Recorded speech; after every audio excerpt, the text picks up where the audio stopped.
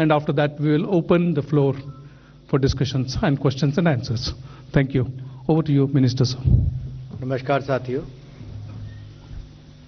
प्रधानमंत्री नरेंद्र मोदी जी की अध्यक्षता में आज कैबिनेट और सीसीए की मीटिंग हुई।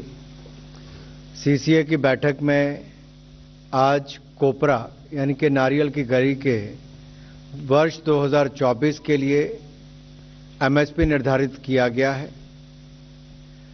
किसानों के आर्थिक हितों को ध्यान में रखते हुए, क्योंकि अगर आप दुनिया भर में देखेंगे तो दुनिया भर में तो कोपरा के दाम गिरे हैं, यानी कि नारियल की गरी के दाम गिरे हैं, लेकिन जैसा मोदी सरकार ने पहले ही कहा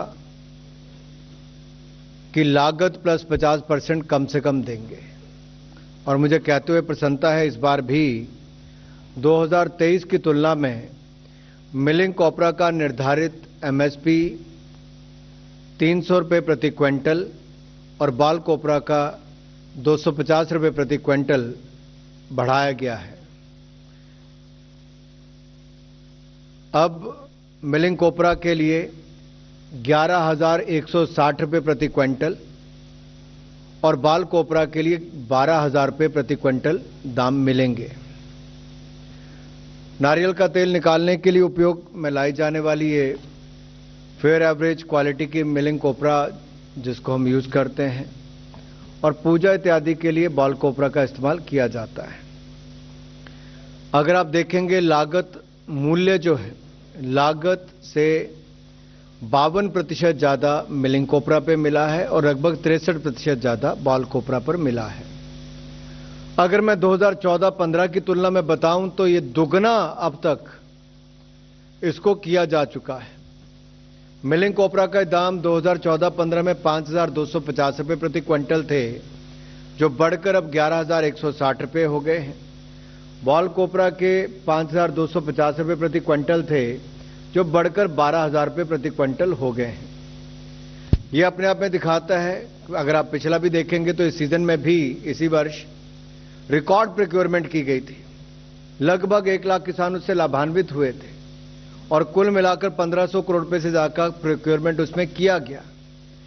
1.3 लाख मीट्रिक टन उसकी अगर मैं क्वांटिटी की बात करूं तो उतना उसमें से खरीद की गई थी।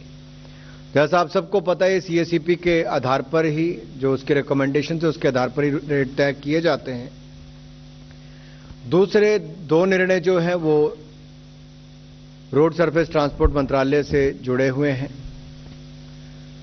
और ये रोड ट्रांसपोर्ट और हाईवेज के पहला निर्णय है जो त्रिपुरा असम के लिए बहुत महत्वपूर्ण है।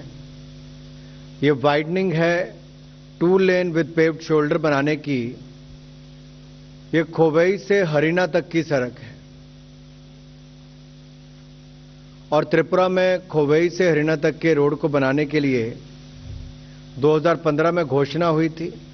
ये कुमारघाट से हरियाणा तक बनना था, लेकिन कुमारघाट से लेकर खोवई तक की रोड को अभी बनाने का काम चल रहा है।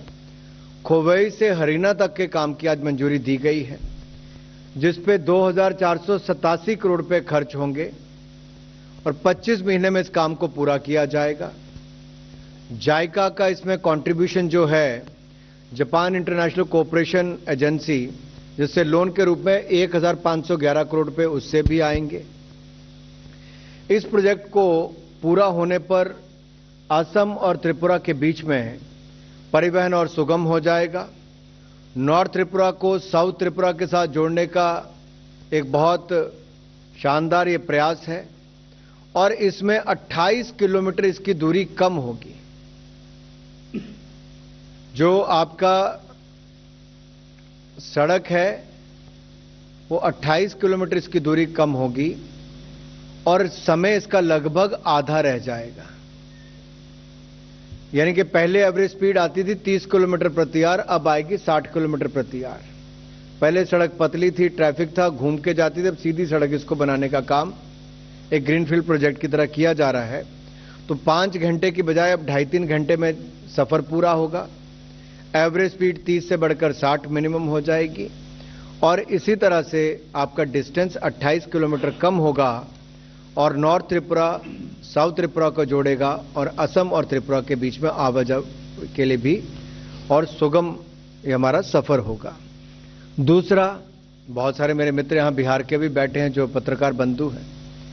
तो बिहार में दीघा से सोनपुर जिले के गंगा नदी पर 6 लेन केबल ब्रिज बनाने का निर्णय लिया गया है।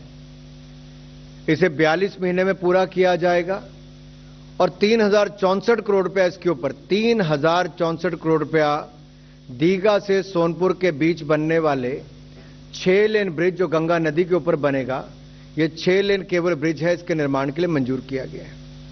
इसमें बड़ी बात यह है कि इसके नीचे से बड़े जहाज भी पुल के नीचे से आसानी से आ जा सकेंगे और जो हमारा नेशनल वाटरवे नंबर 1 है उस पर चलने वाले जहाजों की नेविगेशनल रिक्वायरमेंट को ध्यान में रखते हुए ही यह निर्णय किया गया है कि इसके नीचे से बड़े जहाज भी निकले ताकि वाटरवेज जिसको बल मोदी सरकार ने आकर दिया है, पहले एक भी नहीं था, अब 101 वाटरवेज पे काम चल रहा है। तो वहीं पर अगर मैं सड़कों की बात करूं नेशनल हाईवे की, तो 2013-14 में इसके लिए कुल बजट जब होता था तो 31,130 करोड़ रुपया होता था, जो अब बढ़ के 2,70,000 करोड़ रुपया हो चुका है।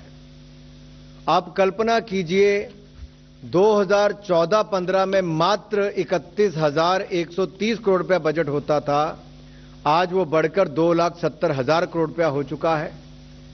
और यही नहीं, हमारे 91,287 किलोमीटर नेशनल हाईवे थे जो बढ़कर 1,46,145 किलोमीटर हो गए। ये रिकॉर्ड वृद्धि है। अगर मैं 4 लेन हाईवेज की लेंथ की बात करूं तो 250% इसको बढ़ाया गया है। 18,371 किलोमीटर से बढ़कर 46,179 46,179 किलोमीटर सब हो गए हैं। ये अपने आप में दिखाता है कि अब सरकार का फोकस जो है वो 6 लेन से 8 लेन हाईवेज की ऊपर भी है। तो मैं बिहार के इस पुल की एक बार फिर आपको थोड़ा विस्तार में बताना चाहता हूं। ये 4.5 किलोमीटर लंबा 6 लेन केबल ब्रिज बनेगा जिसके ऊपर 3064 करोड़ रुपए खर्च होंगे। ये दीघा से सोनपुर गंगा नदी के ऊपर बनेगा। इससे नॉर्थ बिहार और साउथ बिहार को जोड़े का अवसर मिलेगा और इस पुल के निर्माण से जहां एक और कनेक्टिविटी आम जनमानस के लिए तो अच्छी होगी, गुड्स ट्रांसपोर्टेशन इसके लिए इसमें एक और से काफी सुगम हो जाएगा हमारा ट्रांसपोर्टेशन भी और गुड्स। प्रोजेक्ट बुद्ध सर्किट जो है उसके साथ भी उसका हिस्सा है। ये वैशाली, केसरिया, अरेराज के लिए उन क्षेत्रों को भी इसका फर्क पड़ेगा। तो वहीं छपड़ा, मोतिहारी और बेतिया जिलों को भी इसका लाभ मिलने वाला है। ये प्रमुख धार्मिक स्थलों को भी कनेक्टिविटी करेगा। ये 2 ही निर्णय मुझे यहां पे बताने थे। ईपीसी मोड पर ये बनाया जाएगा। ये 3 निर्णय आपके सामने रखे गए। अब हम कुछ प्रश्न लेंगे जो कैबिनेट डिसीजंस के संबंधित हो।